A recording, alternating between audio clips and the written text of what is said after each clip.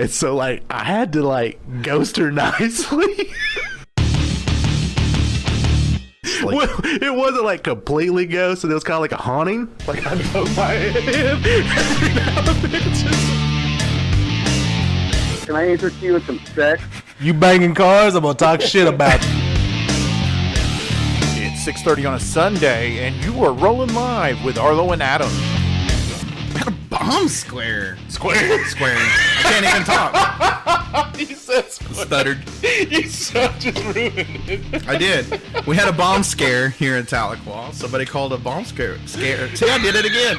Why can't I say that word? I can't say that word at all. Yeah. Go ahead and put your fine ass mama back on the phone. You know what your shirt's made out of? Boyfriend material. All right, everybody, we are back for a live special edition of Live with Arlow and Adam. We are here today with at-large candidate for Cherokee Nation Tribal Council, Ms. Mary Charlotte Grayson. Mary, how are you doing today?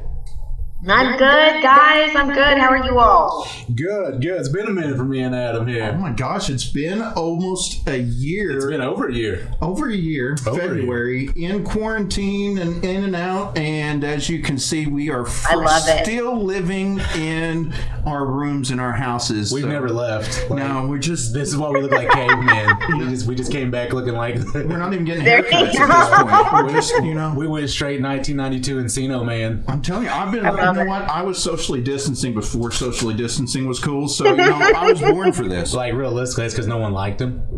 Made for it. That's why I thrived in my 20s, because everybody started drinking, and I got a lot cooler. But that's not what we're here today. We're here today to talk about somebody that we've known for a very, very long time. We have went to high school with this woman. We've seen her through her formative years, and we are so glad and honored to be asked to be a part of this, and so that she can get attention to her platform, because there's a lot of individuals that are running, and we want you guys to understand what makes Mary tick.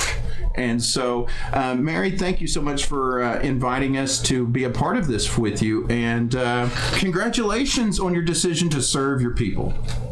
Thank you, guys. Thank you so much. Yeah, I think just having some of these casual conversations among friends is so important. You get to see the real candidate, the real person, and it's way more comfortable than some of those other settings for people like me. I'm not a politician, so I don't know how all that works. So this is a lot better for me. This works a lot better for me. And we also are going to touch on the election in general. I think there's a lot of people out there that don't really understand how this works, what district they're in, what the districts look like, or what it even means to be at large. So I think we can touch on that as well. I think that's going to be really important. And I think a lot of people, like, I like what you just said, like, not even knowing what district they're in, but not even knowing how to find out what district they're in. Because there's so much. You definitely have to do some digging for it. You do. You got to really want to know. Yeah. You got to get out there and look into it yourself. So we can touch on that for sure. Absolutely. Okay, well, let's just jump right in on this thing. So you are running for the at-large candidate, correct? I am. I am running for the at-large tribal council seat with the Cherokee Nation. So what exactly does an at-large candidate do, and where do they exactly cover? So the at-large candidate on the Cherokee Nation Tribal Council covers all citizens that are out of bounds. Okay. So if you don't, and with the new McGirt ruling, we have a reservation now. So within those reservation boundaries, that's the 14 counties, any Cherokee Nation citizen that lives out of bounds like I do. I'm from Tahlequah, I live in Washington, D.C. now, so I am still a registered voter. Of course, I am participating in active citizen. So there are hundreds of thousands of citizens that live out of district. They can live in Tulsa. They can live in Oklahoma City. They can live in Seattle. They can be like me and live in D.C. So they're all over the country. And those that constituency has a representative on the council. They actually have two, but there's one seat available, and that's the at-large seat. And so that's the office that I'm seeking. Oh wow, okay. So basically, like, what I know what the districts do, like the councilman over certain districts, he's over that district. He helps that district out. He does this. Yes. What exactly does the at-large candidate do? Because you're covering thousands, hundreds of thousands, you just said, over the United States. What do they do? That's a great question. So within Cherokee Nation, they have community programs that do cultural outreach. So there's a specific department devoted to cultural outreach and outreach for these citizens. So there is a department that goes out. We have monthly meetings. It is Cherokee Nation Cultural Outreach does all sorts of things with their community at-large groups. They have a huge group in LA. That's an active group. So all the citizens in the LA County area form a group. There's a big group down in Houston. So you have these different satellite communities, and they're all working and talking to the nation. So the Tribal Council acts as a buffer between that group and the council, keeps the flow of information going, looks at funding, examines those needs on a national level for all of the at-large citizens. Okay, I like what you just ended it with the needs of those citizens. So just, do they get help from the nation like we can if times get hard? Can they get certain things paid for, assisted do they still get those kind of privileges, services? That's a great question, and I think a lot of that is still in limbo. A lot of the citizens do want to know what kind of services they get. What are they entitled to? What are they eligible for? Do they have to look at federal programs versus Cherokee Nation programs? Because most of the time they do. If you're at large, you get treated as a tribal citizen, not necessarily a Cherokee Nation citizen. So you would have to go through federal funding for certain things. Like if you live in Phoenix, you're of course going to use the Phoenix IHS. Yeah. Things like that. Okay. But if you don't live in any area, and this is we can touch on my platform, but just to say a little bit here is that I want to look at healthcare. So if you or I live, and I've had this happen, I've had an emergency happen in Washington, D.C., you hurt yourself, you're injured, and you go to an ER. A lot of the times people think IHS covers that because you're native and you're there and you're going. That's not how this works. Okay, that's not how this works. There are services that are there between IHS facilities, but that doesn't translate to you as a tribal member or a Cherokee citizen.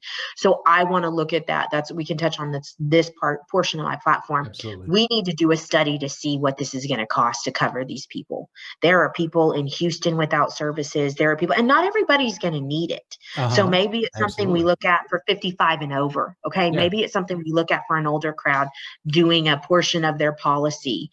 I know the Kaiser Foundation, and I keep saying the Kaiser Foundation because they're a huge healthcare group, nationally known. And we can look at doing a study, and it's going to have to come from gaming revenue. Those are the only unrestricted funds that we have that they're going to have to look. I mean, that's our golden goose. Let's get real. Yeah. So we're going to have to look and see what that is. You've got a lot of citizens with healthcare needs. It repeatedly gets mentioned. What are we going to do about healthcare? How do we get coverage? So at the least we need to do is start with a study. We've got to start there to see what it's going to take to get that done. Absolutely. So that's something, and get pieces of it done. So that's something you're going to be pushing for, is to be able to help citizens on the help get some sort of services that and severely disenfranchised.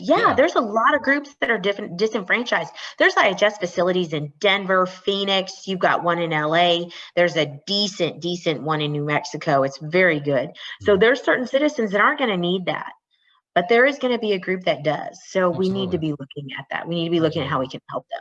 Of course. So if I may, is there any areas where you feel like we might be able to expand our service offerings for our at-large citizens?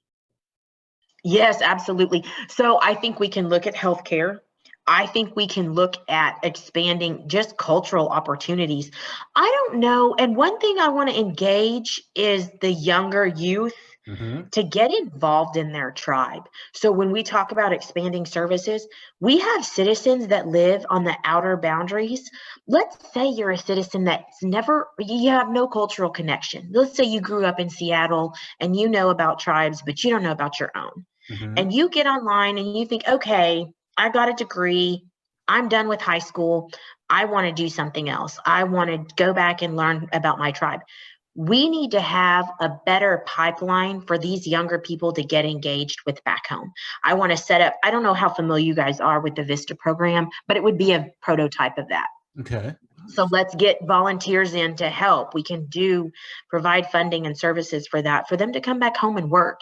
And then for younger professionals, we should be looking at a sort of HR pipeline as well.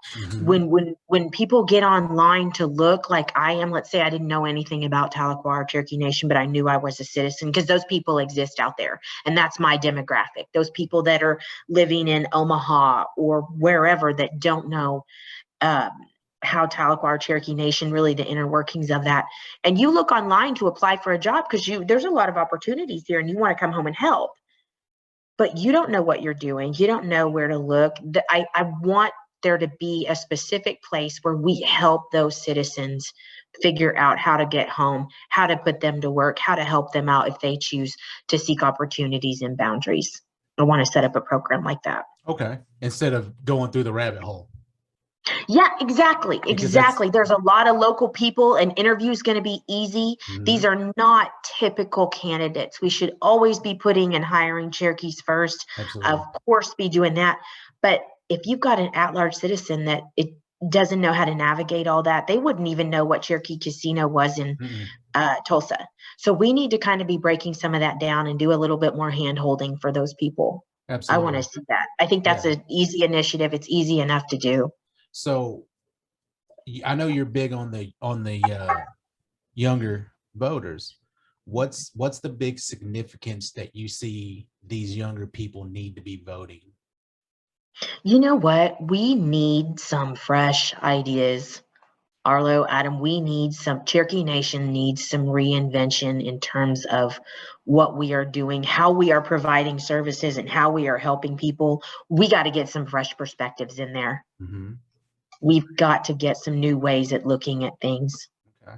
The education scholarships, those are that I don't know when the last time that format was changed, but we need to get some newer people in there to look at what is going on with our programs, our services. Where does some of it need tweaking and need some new and fresh ideas? We need to look at some of our programs. Absolutely. So that's where you're looking for with getting younger voters in, because it gets younger ideas in, like more, fresh ideas. Yeah, we need to get them engaged. We need to be getting them engaged in their history, in the vote, not only in the voting process, but what's going on in their tribe. This tribe is just as much theirs as it would be the voting population, which is far older. I mean, that's just an average statistic across the board. Older people vote, they get more involved. We've got to find initiatives that really call our youth in. And I think a prototype of the VISTA program is a great way to start. Absolutely. But getting that youth engagement is so important. Like, how do you see us to be able to get them involved? I think that we need to do, like I said, get some fresh perspectives in there. I think the OCO TV initiative was really great. I don't know if you guys have watched that, but that's great. That is so well done. That was a great initiative. And I think we just need to be incorporating more youth into our programs. We talk a lot about honoring our elders, and that's so important for us as a tribe. We always need to do that. But we need to have some fresh ideas, get a pipeline so that these youth voters can get in. If they choose to come home and want to help, we've got to have a system that gets them in there and gets them where they need to go and start getting them involved. Now, Mary, you mentioned a bit about fresh minds and fresh ideas, and we also refer to our elders. Now, as we know, sometimes established ways, whether it be cultural, political, or any of that other things, sometimes people can get a little uncomfortable when we refer to change. What would you say to some of those elders who are more used to the status quo and apprehensive about changing things up? with I fresh think that's a blood? great question. Exactly. I think that's such a great question, Adam. And I think I would just do it by starting with the fellowship piece, like having the youth more interactive with elders, because there's so much for them to learn on both sides of it. The youth have all these great ideas. We can move in that direction, but having the elders learning from them, they can teach language and culture. So bringing a crossroads where those two constituencies can meet is going to be really important for the at-large. So we're wanting to find a bit of a bridge of the gap and try to find the way, be it through technology, through programs, incentives, to Exactly. inherit that legacy from our elders to the new generation. And Exactly. And it's so important for these two groups to be talking, because if not, we miss a huge chance for information, for just sharing of communication and information. We've got to set up those situations where youth are interacting with elders out in the community. I think that's really important. Absolutely. I agree. And like the nation in general just needs to have a bigger voice. There's no reason why we shouldn't, no reason why we, there's no reason why we shouldn't have that big voice within the United States, within the world. Mm-hmm. Yes. Now, in our past discussions, as we were kind of deciding on a format and how we would like to approach your appearance on our show while we're on sabbatical, which by the way, thanks again. We're speaking with Mary Charlotte Grayson, who is running for the one of the at-large positions. And she has, Mary has graced us with her presence. And so let's see what else is on your platform, if we could. Now, we know that there's been some debate on the priorities of our tribal government. Do you feel that there's some other priorities that may be getting overlooked or maybe falling to the back burner that you would like to bring into the spotlight? You know what? I want to see an emphasis for my constituency that I'm in, the at-large community specifically. We don't have the same opportunities for culture that you guys have. Mm-hmm. If you guys want to go out on the weekends and go to a stomp, if you guys have powwows here all the time, you guys have a chance to hear the language. So I want to put an emphasis on language and culture for the at-large groups. Okay. I want to start talking about how we can have an intensive immersion class, even if it's over the course of a week for certain groups. I think that's doable. I think it's affordable. I think we need to look at that. I think that definitely needs to be a priority. And as I said, healthcare earlier, but other than healthcare, I hear about culture so many times from the at-large voters and citizens that I talk to. They're really hungry for that cultural aspect within Cherokee Nation. Nice. And we've got to find a way to get it out there to them more often than once a year or whenever the chief visits. We've got to figure out a way to get some steadfast programs running for them. And that's so crazy that I never thought of it that way. Like we do. We turn around and our culture's everywhere. It's on street signs. It's right there by the complex. You guys have it all over. We have the museum. There's nothing like that for us. Yeah, we have everything when we turn around, and that goes for all the counties. I never looked at it as far as the hunt. And you just said hundreds of thousands that are scattered across the United States that don't have that opportunity. So would this be? Are you looking at like more of an online situation that they would get into, or I want to do a little bit online, but I'm just, for me personally, let's get back to business. Let's get back to face-to-face fellowship. Absolutely. The vaccinations are rolling out. IHS has done an amazing job with the vaccinations. Let's start getting youth and elders talking. Let's start getting groups collaborating. Let's start bringing actual culture to these groups more often than what we do. They have some pretty good programs. I don't want to say that they don't, but we can always do more. We can always do better. We have to do better by our citizens on this. And that would be so phenomenal to get all them into that, because realistically, especially with the culture, when it comes to the language alone, the language is seriously dying. It's endangered. Like Right. that alone. And to me, once you lose a language, you really lose who you are. Yeah. You know, and realistically, we only have like what 2,000. I think it was like 2,000 speakers realistically left. And the immersion school is creating more speakers, and I think that's great. But the Absolutely. reality is, for the largest tribe in the country, our enrollment's like 380,000. I don't know, last number I heard, that thing is always climbing, but 2,000 people from all those. I'll tell you what's Low, awesome. guys. I can proudly say my mom is one of the is a Right? foreign language speaker. That's what I mean. You guys, it's all around here for you. It's And you those- don't have to reach very far to find it. And that's not the case if you're an at-large citizen. And technically you can be an at-large citizen and have been born in California and never set foot in Tahlequah or any of the counties. You can just have no idea what's going on with your culture or your and I think that case is rare, because I do think there are citizens out there that really want to be a part of it and grow up being a part of it. But we need to make sure that that's happening, and that anybody that wants to has a direct link to be able to do so. Absolutely. No, that's amazing. No, like I love that idea for those people. Now you mentioned a bit about the counties, and as we know, in the last couple of years, there has been, we'll say, complications, good and bad. But in the state of Oklahoma recently, we have been converted or restored, depending how you want to look at it, to a different status, which is less of a ward of the state and more of what we've always taken pride as being a sovereign nation. And now our borders have now been more complicated in the legal system. Do you have any ideas or thoughts on how we can move forward with the McGirt rulings?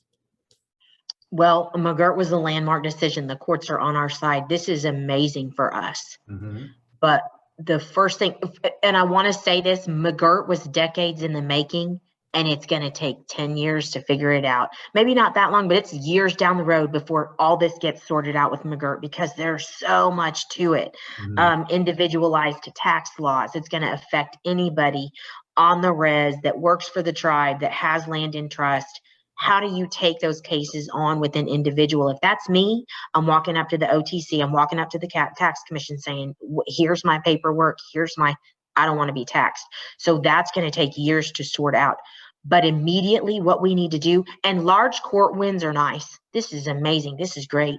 But the filler and the fluff, as we know, as working adults, it's going to be in that day-to-day demand, that day-to-day courthouse that makes these decisions, that runs these people through. That's where we need to be looking to get this all sorted out.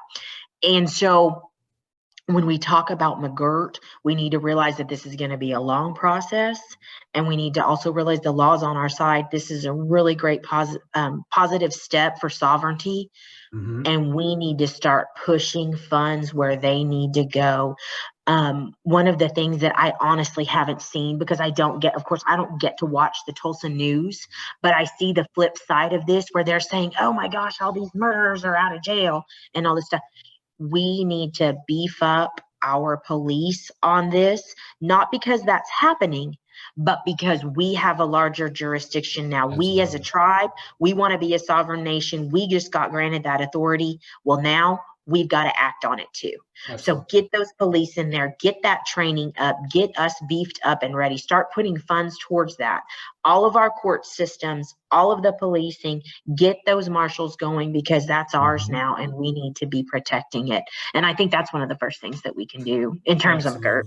And quick, One thing that I'm very pleased with is as this McGirt ruling comes in, I've seen a lot of people like who were in Creek County, they had to get the light horse there instead of, local PD. Exactly. Our marshals, for one thing, I will give them a lot of credit for. They are ready. They're trained. And I remember people making jokes about them. Why are they getting this much training? Why are they getting this much training? People used to say that all the time as we were younger. Well, they're just well, now they know why. Exactly, Arlo, exactly. And they're doing a great job. We don't have Absolutely. enough. We need We just more don't of them have enough. now. This is Exactly. ours. Exactly. We just Exactly. need to increase the number, Like, beef up that force, get these people trained because it's ours now. And we're going to have to, we wanted it. Now we got it and we're going to now have we to gotta act get on ready. it. Yep. Exactly. And, Exactly. and the thing I love about it is those guys actually fit the mold of what you would consider policing be, unlike some of these other what you get with a lot of these, no offense to them, but what you get with a lot of these other tribes who just had light horse guys running around who were undertrained, way Yes. undertrained, Glorified security guards. that didn't know what they were doing. These now we call the marshals, bam, they're there, they're ready, they're equipped for any Exactly. situation. We just, like you just said, we just need more of them. And they're Exactly. cross-deputized for the state too. So I mean, Exactly. That's what I mean. they're Let's already beef ready. up the program we have. Let's get these people in there and get it going. So if I may, let me ask you this, Mary. So we're talking a little bit about funding, and we're talking a little bit about supporting growth that is, we don't really have a choice now. We have to invest in our law enforcement, our tribal law enforcement. Exactly. If we might segue, so the Cherokee Nation, are pretty much bread and butter is the gaming in Oklahoma. And we've got Cherokee Nation Industries, or I believe it was CNI. We've got other ventures, but none of them are even in the same ballpark of the gaming for our tribe. Do you have any ideas or goals that you would like to see accomplished to either diversify or bolster our offerings and our income beyond the federal support? So I think that's a really great question. And also, Adam, I think it's really important to point out that gaming revenue, what we get back from gaming is like 40 or 50%. So we're going to have to look at other businesses, diversification as a need. We need to diversify, but we're not going to make what we make with gaming.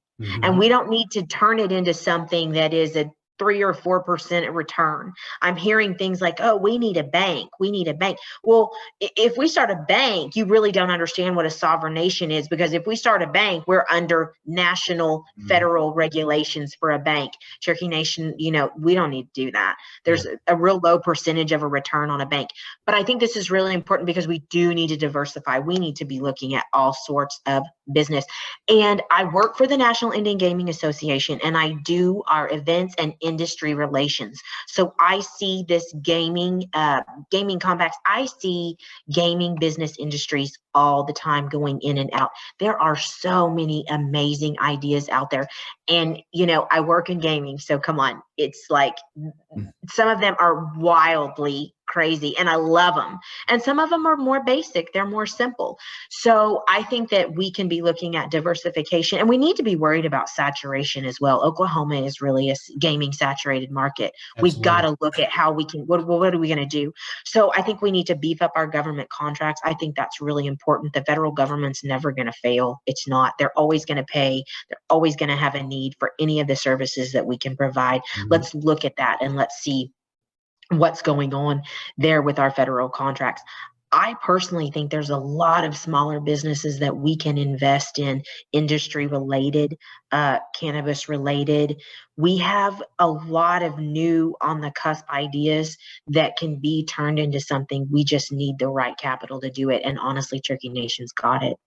So I think that we can start looking at a lot of different smaller businesses, Absolutely. And taking it over like a Expanding. corporate plan, but also looking at where we do have a corporate side to us. So start swallowing up the businesses that we can operate that would be in our niche. Beautiful. And be a part of game. No, I like that.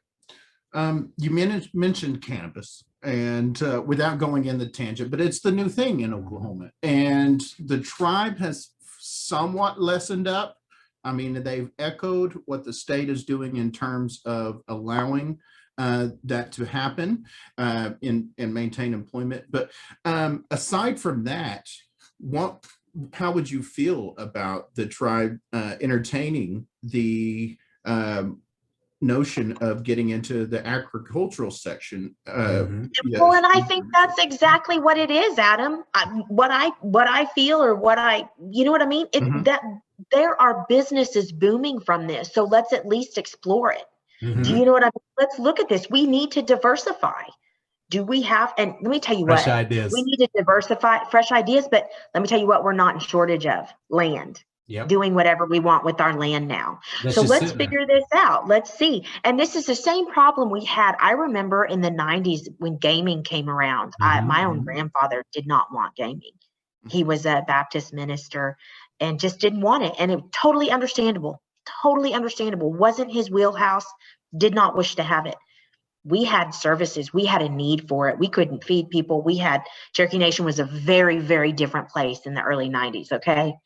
We had to start somewhere. So that's what we did. So I think we need to look at that. And that's just it, Adam, is let's look at the business angle. Let's look at it from an agricultural angle. Let's look at it from a production angle. What can we do? How is this effective? How do we make this and add it into our portfolio? Because we do need to be doing those things. And then as that makes more money, revenues more money, then we can start helping even more so with your at-large people. Now we're looking at exactly. That's what we need. That's the key to providing services. The key to providing services is getting the funding. It comes down to funding. And we can generate our own funding, which is the beautiful part. But like we've said, there's so many. Now we get the fresh ideas. No, I've never heard it put that way. Yeah, I haven't ever heard it put that way. Because technically, like you said, we've all heard, and no offense to the people, but we've all heard it from like your grandpa's point of the gaming. Yes. I'm like you said, fresh ideas. That's what I'm loving here. That's what I love. I'm hearing right now. And you guys know this. We've been around. I don't want to, disrespect any place that we came from. That's my family too. But like I said, it looks very, very different now, and we're going to have to start changing along with it, diversifying our business portfolio. What our citizenship looks like is very different. And again, this is where bringing in more younger voters is going to benefit this factor. Because like you've said, now, most of ours are the elderly, older generation. Exactly. They're the older folks that go and vote. And that's a great thing. That is a citizenship duty that often elders take very, very seriously. And that's great. But younger professionals, younger citizens, it's ours. It's going to be ours soon. And we've got to figure out what we want that to look like. And the sooner people get engaged, the better it's going to look. Like it's funny that we're hitting those years now. I remember when we were exactly. I remember when we were children, we were like, 8, 9, 10, 11 years old, and I would be going to these stomp dances, or I would go to a powwow, or I'd go to some function, and I would hear the guys that were like my age now. Yeah. And they were like, they would tell us at those times, you're the people that's going to keep this going. You're the one. Exactly. And I was just like, whatever. I was a kid and I didn't think of that. Yeah. I was a child and I didn't think of it that way. But now that we're grown and we're here now. Yeah, we're here now. Yeah. And now we are the ones that have to keep this going. We are the ones that have to, start thinking outside the box to keep this thing going, And that's one thing I love about what I'm hearing. And, Arlo and myself, we don't have a dog in this fight. I mean, let's say even today, the elections tomorrow, we couldn't vote for Mary Grayson because we're not in her district. Absolutely. So this is a perfect opportunity for us to have an impartial look at a candidate that we grew up with.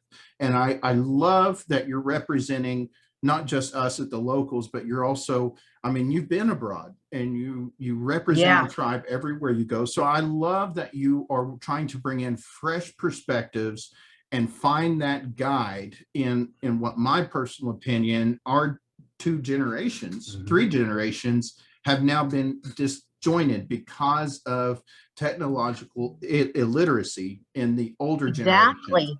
And this is all the millennials, the Gen X, this is what we speak. This is the world we know it. If we were to be transported in the 50s, we'd be completely lost. Absolutely. And so Right? I like your ideas of finding ways to bridge those divides so we can inherit that knowledge that has been dammed up by a generational technological divide. Mhm. And you mentioned that the agricultural business, I would, we love the gaming. We go to casinos and Everything there's, we have Yeah. is because of gaming. It is. The tribe changed. we can't knock that, but we are in that same moment in this generation as we were several decades ago when that came about, and that was risky, that was controversial.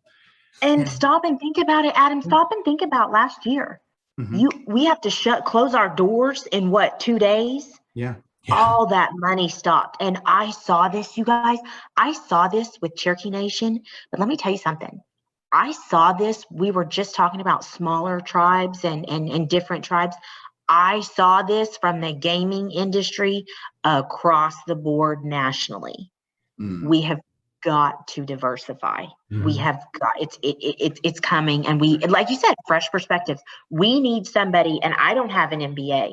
Yeah. I've never professed to have a doctorate in business, okay, but I understand how sovereignty works. I understand we're a sovereign nation and we have the right to govern ourselves and get into whatever ethically, federally legal business we can, and we need to be looking at that. We need to be looking at government contracts. We need to be studying whatever businesses are out there that are for the taking so that we can diversify. And I think we are from that generation where we got to see gaming come up. Are you kidding me? Hard Rock wasn't around when we were kids. Now it's huge. We've seen it. We know what it can do. We're thankful. Where else are we going to go? Like, we remember when Catoosa was just that little modular building. Yes. Like, we remember when it was bingo halls. Yeah. That was just a bingo hall. Yeah. That's all it was. So it's like, we're forever indebted to gaming. We get it. We get it. And that's our golden goose. But I do think the time of depending on that's kind of coming to an end. Absolutely. I like your agricultural suggestion because that brings us back to our roots. We are, as indigenous people, we perfected agriculture. Yep. We were represented that bond with the land. And by having those agriculture, we can get back to that while riding this green wave. Absolutely. At the turn of the last century, they wanted our gold, and we had corn. Now we have those skills, and they can come back, and we can offer this and even franchise across the world. Absolutely. Branch out. Yeah. And I think there's so many things that we can do to be, like you said, we are the original farmers. We're the original people that built sustainability to this land, to this specific country. So we need to be looking at that and taking more pride in that. This is not an at-large issue, but I don't understand. Absolutely. I mean, why are we not promoting our parks, looking into recycling? It's a I whole want to issue. see so many initiatives like that. It's just not my wheelhouse right now. I could go off about our local lakes, rivers, and streams. I'm an avid outdoors woman. I love to be outside. So we need to be looking at recycling, but people in Seattle don't necessarily care what my ideas for Chewy look like. But we'll get there. The biggest thing about the Adam said, riding the green wave, is getting the population to understand it's not buying a dime bag from a trap house down at the end of the block. That's the mentality that they have to this. A lot of people, they still feel like, I think there needs to be more of an open.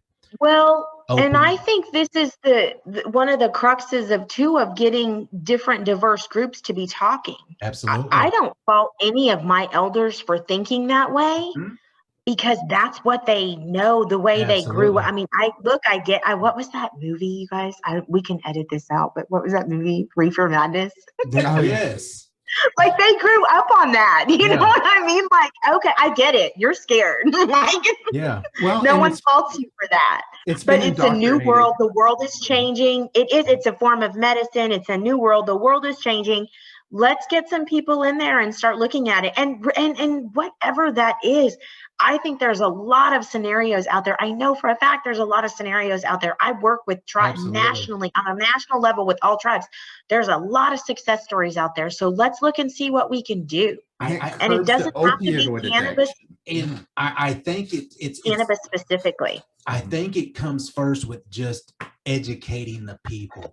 Like there needs to be an open and dialogue, very open, face to face. Well, that's just it, though. Is let's get these groups talking. Yeah. Let's get them communicating and respecting each other's point of view. Absolutely, you know, we can do that. We can do it. We can have patience with our elders that grew up differently than we did. Like I said, you grew up watching Reefer Madness. You're not going to know what to think. You're not going to realize that that's a huge industry now, and it's not about, you know, it's not about just getting that the culture is changing, the world is changing. That it's a form of helping depression. It's a form of helping PTSD. I got plenty of people. Form of medicine. We were sponsored by a dispensary. And that's the first thing I asked. We even did shows down there, you know, what it did for them. The guy who owned the dispensary that sponsored us was is a veteran, you know, and he just know exactly. Yeah, he went in full detail with me of how much it changed his life, how it got him off the couch instead of on the couch. And you know, and as somebody who has struggled with depression and anxiety, let me tell you, the pharmaceuticals that we get, even in our own hospitals, they're hellish. The side effects are insane. And so the culture is changing. We're learning more. And we just opened up started work for a huge mental health and behavioral facility. I hope that alternative medicines are taken into account. Absolutely. Thank you. Absolutely. Now, before we get sucked into that reefer madness, now us in Oklahoma, we live a fairly sheltered life. I mean, we know about our issues, the issues at home as we know it, our home away from that home on the Eastern Coast. What are some of the issues that your constituents and our brothers and sisters abroad deal with that might surprise us here at home that we never hardly even thought of as an issue? I think one of the things we don't think of, and I think of this being at home, is just being disconnected to who you are. Like I said, you guys can go around the street corner and there's culture. There's Cherokee street signs. You're next to the complex.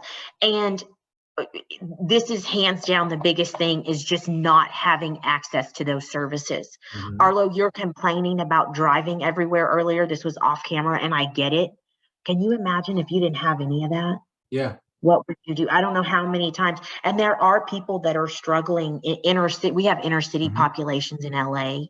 They're struggling just as much. And so if you go to these larger cities, there's nowhere to go. So I think just those basic services, we have some people that have some needs for some real basic services that we've got to figure out a way to help. And if all you have is like the Baltimore Indian Center or the LA Indian Center, these are very, very different things than having the tribal complex at your front door. So I think that's really a need that a lot of people inbound don't think of. And it's very real out of bounds. It's very, very real. If I could segue off of that. So in this pandemic time, fortunately, the whole nation is blessed by having the vaccines available, and Cherokee Nation has been cited by many news organizations as setting the standard in deploying those vaccinations. Now, in this pandemic time, a lot of people are laid off. People, like you said, foreclosed, repossessions. Job loss. I hear in Tahlequah, if I were to lose my job today, I would have the CATS bus to get to the tribe so I can go look to career services and find day work and find other things. Do you think that there's a realistic way that our tribe could at least ease the burdens or provide some sort of help, whether it be contacts, hotlines, virtual resources, or new offices abroad to help our tribal members that don't have those safety nets that we are so privileged? Exactly. Exactly, Adam. And I think just recognizing that is so important.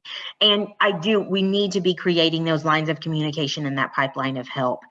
I came home. I almost hate to say this, but I came home for my vaccine.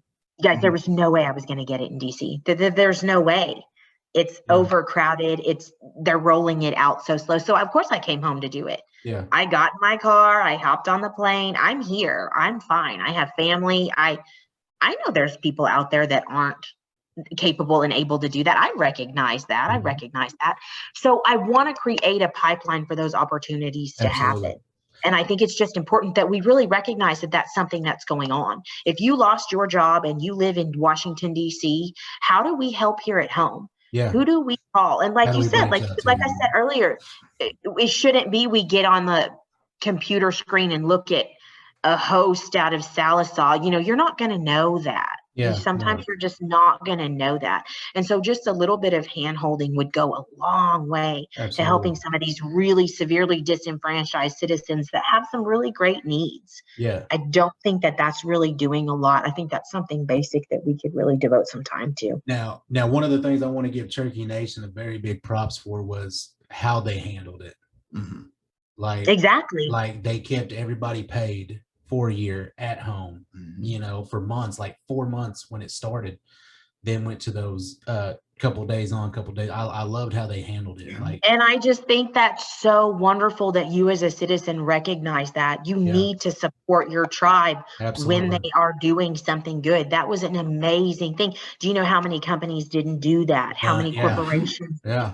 Tribes stepped up because they hire citizens and kept their citizens in payroll. And I think that's amazing. Kept them paid, kept their keep their families fed. You've got to keep these families fed. And how keep their mortgages going, keep their bills. The bills didn't stop. No. So I speak from personal experience. And the other great thing was I saw them doing so many different food drives, giving away different foods in different districts, different this, different that.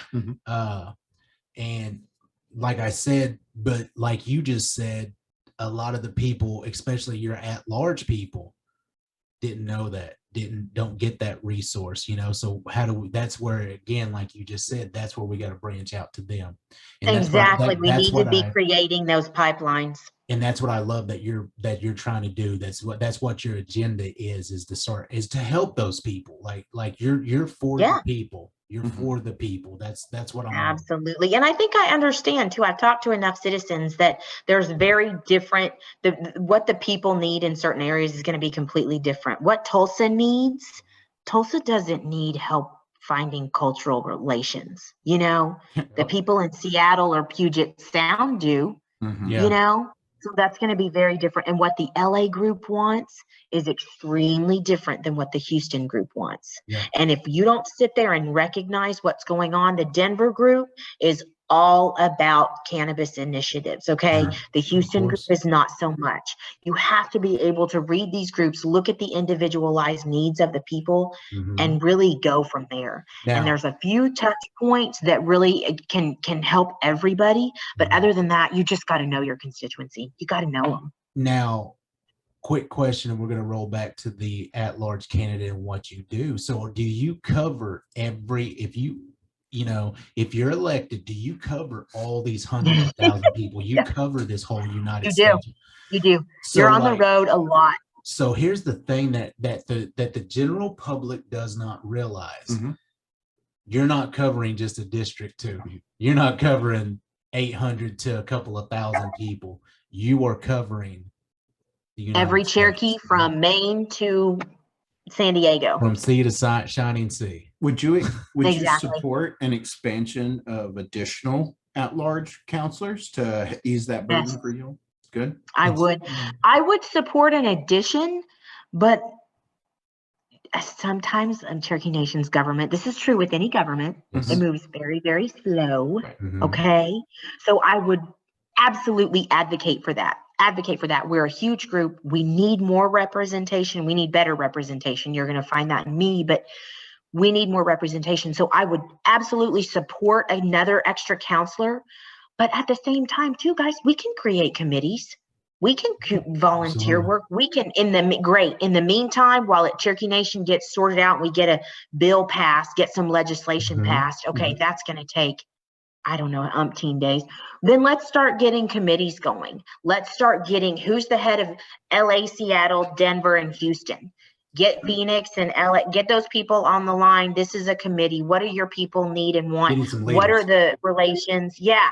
We're all, let's handle this. We're all related. Let's see what we have in common. Let's sit down. Let's talk. Right now, all you have are 2 people. So let's make the best of that. I would absolutely support more council members for the at-large group. I just know how slow governments move. I want to give a huge props to. A lot of us didn't really know what to think of it, but for the first time in history, the Cherokee Nation has a representative in the Washington in Congress now. So that's pretty awesome too. So I mean that we're making strides to get that representation that you have. We are moving ahead. Moving ahead. Before we run out of too much time, I know you've got a lot of people to represent. How do your constituents or those who you hope to be your constituents, how do they get a hold of you? How do they support? How do they engage and take the initiative to help make a difference for their tribe, for those who live out abroad? Yeah. So thank you, Adam. You can go to votemcgrayson.org. I will post that when we get our live link up. I'll post that underneath in the chat. You can call me, text me, reach out. You guys have probably received a text from me. The at-large voters have. We're doing mass texts and robocalls. So please call me personally at any point in time. I've made several hundred calls. I know what the needs are. I've got a good gauge of what's going on. So please reach out to me if you have any further questions. My website, my Facebook page, I'm on LinkedIn, Twitter, all of that. And then there's just good old-fashioned hand-delivered mail for our citizens too. I've done mail pieces. So please reach out with any questions that you guys may have. Hit me up on the phone, however you guys need to. I'm on Facebook. You guys get a hold of me pretty easy. So would that be the same if they all kinds of ways, guys. Would it be the same if they wanted to volunteer and be a part of your campaign? Absolutely. Please see my website, donations, volunteer. All of those things are on my website. Absolutely. Awesome. And if now Arlo and I, we both like to give our guests one last moment, one last shout out, one last opportunity to get anything off your chest. So Mary, the stage is yours. It's all yours. I like it. I like it. So thank you guys. This was way more enjoyable. Sometimes some of these are not as enjoyable as this. So I like it, but you guys are my buddies. So it's kind of, we just spitball, I want to touch on one last thing in closing. Please visit my website, look at my platform. You've heard a lot from me here. This is really genuinely who I am. There's nothing formal about this. This is just me and my buddies sitting down with what I believe in, and they know me, so they kind of knew where this was headed. But what's the if website? You are, votemcgrayson.org, and we'll post it up as well. And if you are a Cherokee citizen, please go do that extra mile and see if you're registered. Call the election commission. I'm going to pull up their phone number right now. It is 918-458-5899.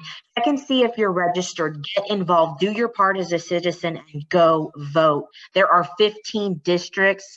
I think there's 3 or 4 districts that do not have elections right now, but other than that, it's yours to get involved with. Look that up, call the election commission, see if you're registered. If you are registered, there are early walk-in days starting May 24th, I believe. Check those days. The last day to vote in person is June 5th. Get out there and vote, folks. If you are at large, please reach out to me with any questions that you guys have. Beautiful. Now, these at-large people, are they getting like ballots sent to them? Is that how they vote? Yes. Absentee ballot request forms have already gone out. Those deadlines are out. You should be receiving your ballot in the mail any day now if you haven't already. Yes. All right. Get that notarized, get that witnessed, get that back in. I know it's a pain, and we can look at revamping that whole process. I know I want to do that too, but that's there we for go. another time. Gotcha. Well, thank you so much, Mary, for coming and elaborating on your platform and alleging to even more such as voter reform. So there's an infinite number of things that Mary could find that we could either bolster, Go change, on, rabbit reform, hole. doesn't matter. And go to that website, which is one more time, Mary, what was that? VoteMCGrayson.org. That's where you go. Thank you. Sign up, volunteer, donate. Yes. Everything you need to know for her campaign. You know Thank it. you guys. We appreciate you so much.